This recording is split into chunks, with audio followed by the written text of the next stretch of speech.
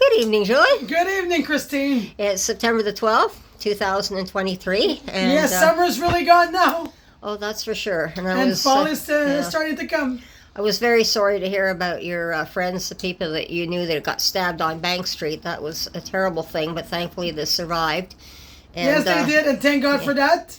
And I know when you ran into her that day, she asked you to put it up on video for people to see. Yes, exactly. You know, and I'm so happy that the whole world knows about it, and so we have a big prayers for her, and she's doing really good, and she's pulling through, and her friend at the hospital too, Ken. Oh, that's great. That's wonderful news that they're pulling through.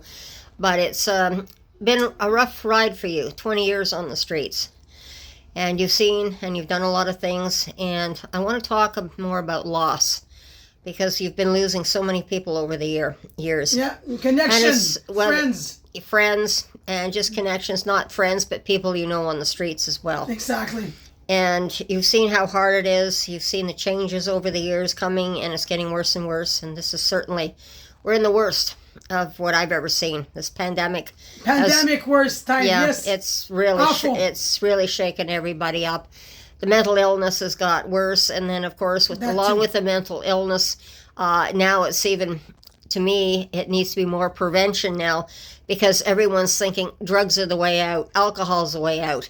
And that's why we're losing so many people right now as well. Exactly. And the mental problem, and they got the, this sorry, and they got dysfunctional families too, and they're in pain. Well, it's all coming to a head right now. And yes, it is. But there's help out there. There's detox. There's the rail. There's programs for them. Yes. Just get up and do something. And unfortunately, this is hitting us so hard right now. There's not even enough programs or enough people to help these people. And the ones that are helping them are, we've got to change our ways. They're not doing a good job. No, they're not. And by thinking of helping them, giving them more and more drugs all the time, that's not the way to go. We've got to find ways of preventing this. It's prevention all the way. Exactly. And it's a big crisis right now for Ottawa and everywhere. But a lot of them are just falling, and there's only 20 years old, 30, 40 years old. Oh, and it's so, and they're getting they're losing weight. Like they're getting so skinny.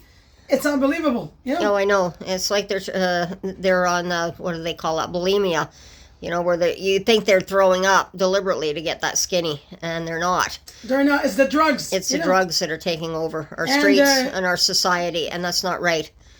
And we're fighting them crack for breakfast, lunch, and supper. And then, it's like, it's disgusting. I mean, and we have another young man you have as a friend that you've known for quite some time. He's from the Quebec side, I believe. Yes, he is. I got so much friends on the other side too. And they're also coming over from the Quebec side here into our Ottawa streets and flooding us in here as well. Just across, since Quebec is just across the river from us, they're coming in as well. So this is putting pressure on us in the city here as well. Exactly. And there's more action here. There's more drugs here and action here, so that's why they always come from Quebec to here. And I understand this gentleman too, he at one point had a car that he didn't lose the car, but he was hanging around the Shepherds, and he was picking up girls. Picking up girls, and what else? And he was trying to do drugs, and after that, though, he had a mental problem with that too. And and he lost everything. He sold his car for drugs. And then, of course, the next thing you know, he's on a bicycle. You see him on the bicycle coming from the Quebec side, where he had a room, apparently, on the Quebec side. And he lived there. And he lost it, too. The drugs, the music too loud, the mental problem, and picking up girls, too. So he lost his place for the winter. So now he has a little bike and a small trailer. And he was doing, I think he was doing the pipe at one point too. Pipe, and now he's going to the needles now. That's the other shock. You came in about 2 or 3 days ago in shock and said, yesterday. "Oh my God," or yesterday, yes. You came in yesterday and told me, "Oh my Lord, he's doing the needle now." Yeah, he's on the rig. Yeah, and that's what they call him. And you caught him red-handed at the Shepherd, going downstairs to the things there. My God, the outreach thing. you know, and they were giving out pipes and needles, and he took the needles. And it's like, what? You know, it's like, what the hell are you doing there? Oh my God, they're not mine. I said, yeah, they are yours. Okay, so yeah, you know, so tonight, like, you're shooting up. So that's really bad. So this is just like one stage. They go from the pills to the pipe, and then they end up on the needles. Exactly. And this pills, is pipes, and the needles right away. You know, so now he's going down because I know he's in pain. Because you know he has a dysfunctional family, but that doesn't mean to go down like your family. You know, so just go out, get a job, and go to detox and put your life back together. You know, because his doctor's gonna know about it. Yeah. And it's not only him. You're also seeing other people around you because you went to high school here in Ottawa, and you have a number of your friends that are suddenly on drugs and are on the streets here and in the shelters here. Same here. Yeah, and you can't understand what happened to your generation that you're suddenly on the streets. This should not be at all. Not at all. You know, 2000, I was on the street. I was pregnant back then, you know, but it wasn't like today's world. But today it's getting worse and worse. Yes, and there seemed to be a lot more help even back then for single mothers even. That too, you know, you know, they lose their child. You know, they get pregnant. They get pregnant by their dealers. You know, and they get hooked in on the pipes.